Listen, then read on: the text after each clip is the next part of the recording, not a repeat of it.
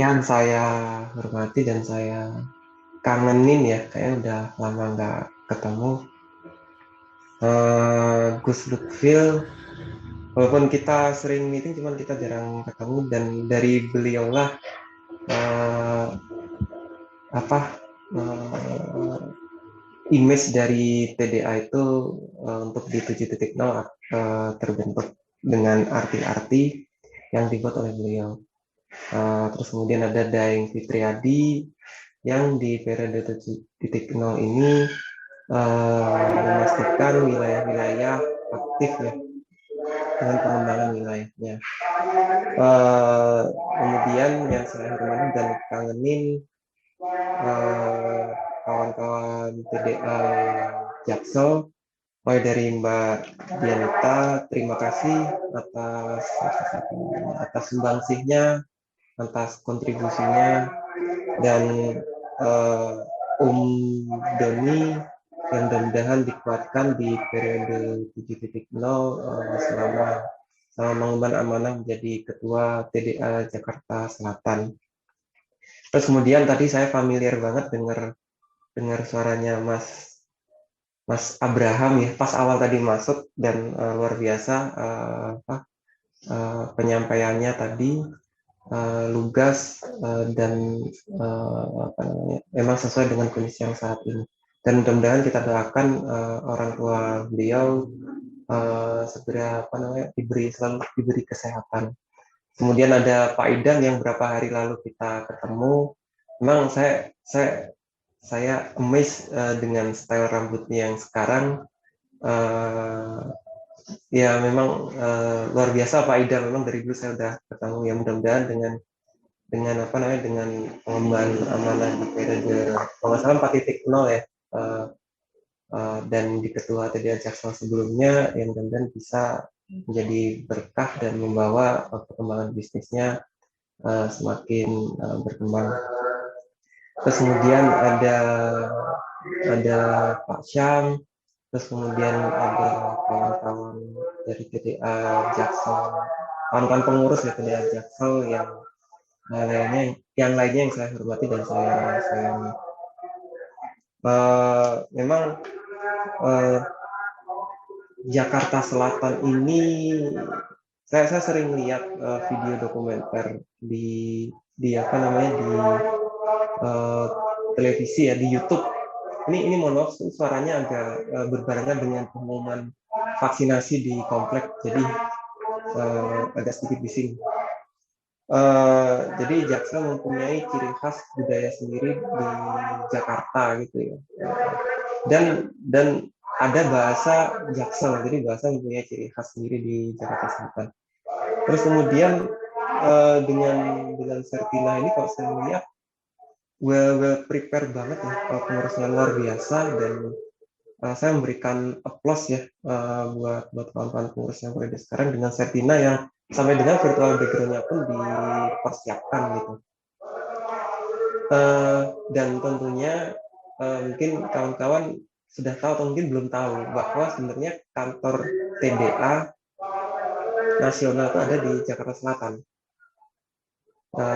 di TBC Matupang. Dan menurut saya Jaksel itu memang mempunyai ciri khas atau karakter tersendiri ya di komunitas tangan di atas.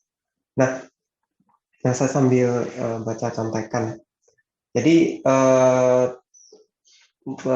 tadi seperti Mbak Dianita tadi berkaca-kaca ketika menyampaikan sambutan, sebenarnya seperti itulah TDA. TDA itu bukan hanya organisasi, bukan hanya sekedar komunitas, tapi TDA itu rumah kita bersama.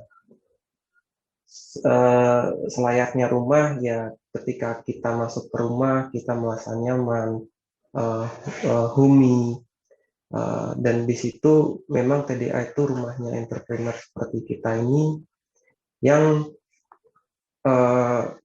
berdaya ya, yang berdaya atau memberdayakan melalui aktivitas kolaborasi, melalui aktivitas networking, Dan tentunya dengan kita harus bisa menjaga keseimbangan hidup, dan tentunya kita memberikan dampak positif ke peradaban di Indonesia.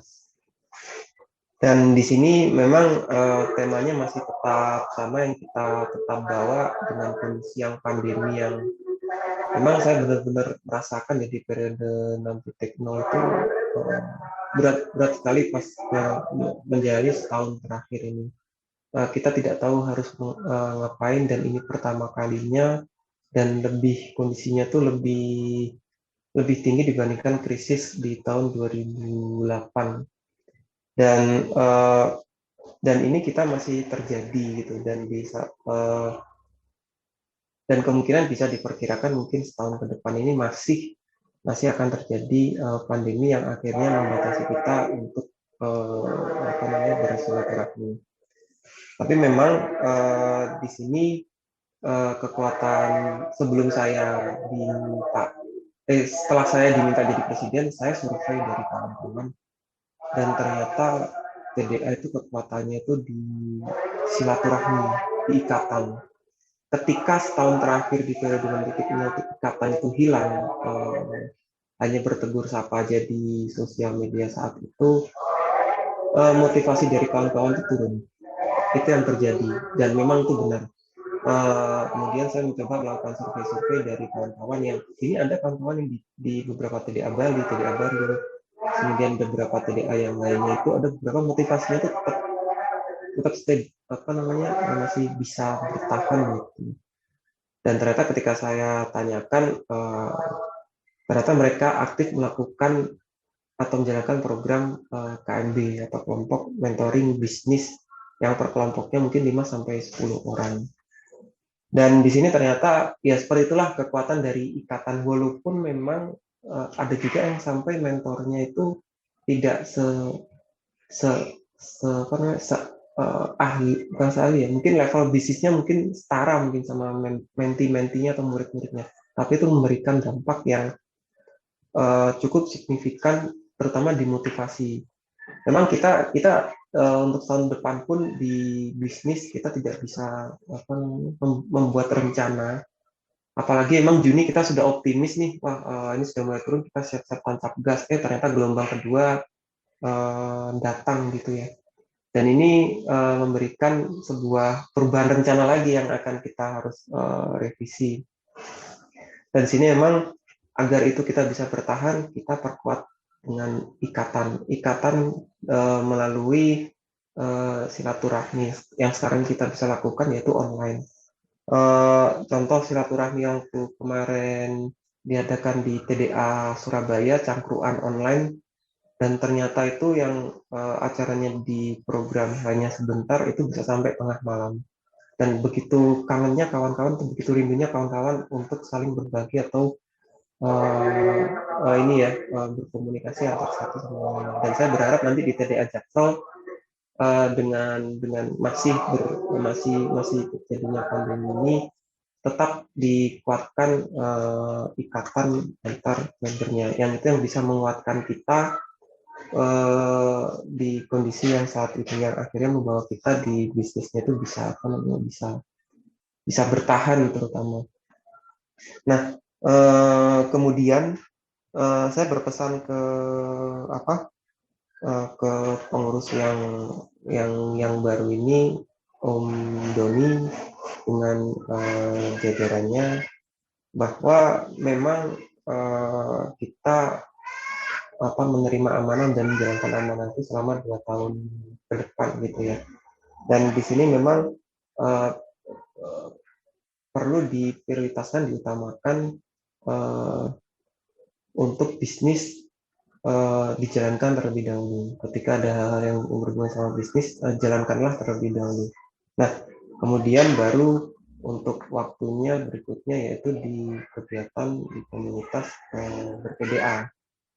Nah, kemudian ketika kita berkomunitas itu atau menjalankan komunitas itu kita nggak happy atau kita stres, kayaknya kita menjalankan komunitasnya itu ada yang perlu kita perbaikin.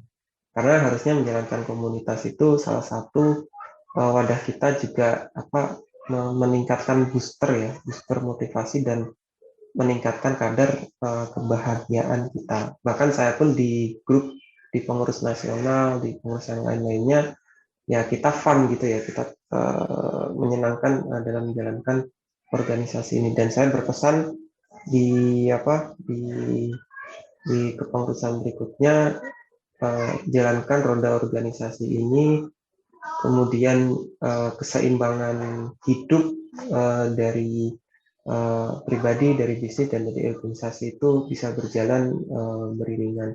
Dan kita tetap selalu mengawal kawan-kawan member untuk memotivasi terus untuk setahun ke depan ini agar kita bisa lewatin bersama. Mungkin itu, selamat bertugas.